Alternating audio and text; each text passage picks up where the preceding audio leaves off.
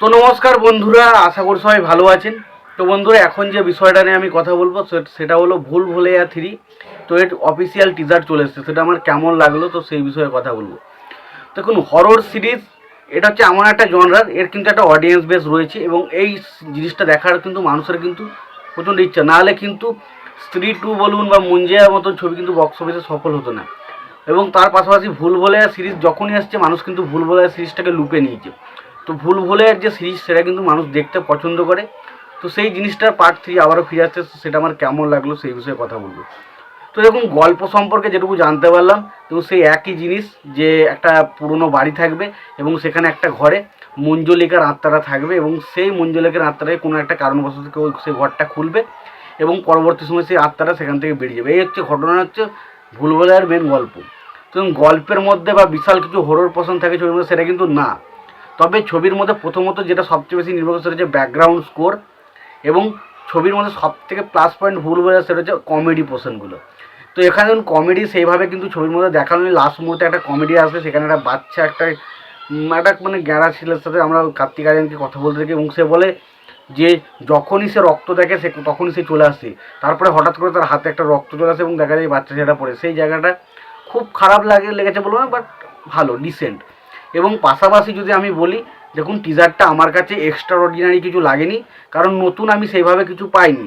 তবে আমার কাছে টিজারটার ভালো দিক বেশি রয়েছে, খারাপ দিক একটু কম রয়েছে। কারণ টিজারটার মধ্যে দেখুন, যে পুরনো যে জিনিসটা বা পুরনো যে হাইপটা, ভুলভুলাইয়া সিনেমার যে দুটো পপুলার গান, একটা হচ্ছে আমি যে তোমার, শুধু যে তোমার, সেই যে গানটা বাংলাতে হয় সেই গানটা, বা ধরুন ভুলভুলাইয়া 3 দুনিয়াকে ভুল ভুলাইয়া বাতে হ্যাঁ ভুল ভুলাইয়া তেরে সপনে ইক্রিয়াকে হরে রাম হরে কৃষ্ণা হরে রাম। তো এই যে গানটা, তো এই দুটো গান কিন্তু ভুলভুলাইয়া সিনেমার বিশাল পপুলার গান, এবং গানগুলোকে আবারও মনে হচ্ছে এই সিনেমা মানে ভুলভুলাইয়া পার্ট 3 আবারও রিক্রিয়েট করা হবে। এবং এই গানগুলোকে শুনতে ডেফিনেটলি খুব ভালো লাগে। এবং এবারে যে ঘরটা বা যে মানে মঞ্জলিকা যেখানে থাকছে, সেই যে ঘরটা ডিজাইন করে সেটা দেখতে ভালো লাগে। এবং বিদ্যা বালান, সত্যি কথা বলতে সে তো খুব ভালো একজন পারফর্মার। তো আশা করা যায় যে বিদ্যা বালান যেহেতু এবারে ক্যারেক্টারটা করছে, আশা করা একটা ভালো হবে। এবং বিদ্যা বালান ফার্স্ট পার্টে ছিল, কিন্তু সেকেন্ড পার্টে কিন্তু বিদ্যা বালান ছিল না, সেই জায়গায় তাবু করেছিল। তো এবছর আশা করা যায় যে বিদ্যা বালান তার যে কাজটা, মঞ্জুলেখার কাজটা কিন্তু চরম হবে।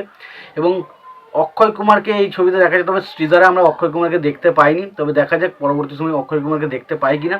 তবে কার্তিক আরিয়ানকে আমার বেশ ভালো লেগেছে এবং অবশ্যই মানে বিদ্যা বালান ভালো অ্যাক্টার, আশা করছি কাজটা ভালো হবে। এবং এটা আমি কি বললাম, এই ছবিটা পুরোপুরি দাঁড়িয়ে থাকবে পুরো কমেডির প্লট লাইনের ওপর। কমেডিটা কতটা জোরালো হচ্ছে, সেটা মানুষের পছন্দ হচ্ছে কিনা সেটা দেখার মতো বিষয় হবে।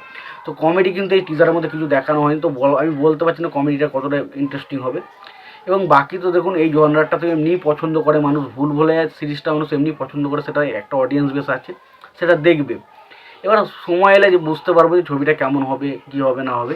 তবে এটুকু বলতে পারি গল্প সেই একই, তবে দেখা যাক তারা তাদের পারফরমেন্স দিয়ে কতটা মানুষকে আবার এনজয় দিতে পারে, সেটাই হচ্ছে দেখার মতো বিষয় হবে। তোমাদের এই ভুলভুলাইয়া টিজারটা কেমন লেগেছে অবশ্যই জানিও। সবশেষে একটা কথা বলো, যদি ভিডিওটি পছন্দ হয় অবশ্যই লাইক কমেন্ট শেয়ার করে দিও। চ্যানেলটা নতুন হয়ে থাকলে অবশ্যই চ্যানেল সাবস্ক্রাইব করে নিয়ে পাশে বেল আইকনটা অবশ্যই প্রেস করে দিও। ভালো থেকো, সুস্থ থেকো, দেখা হচ্ছে পরে ভিডিওতে।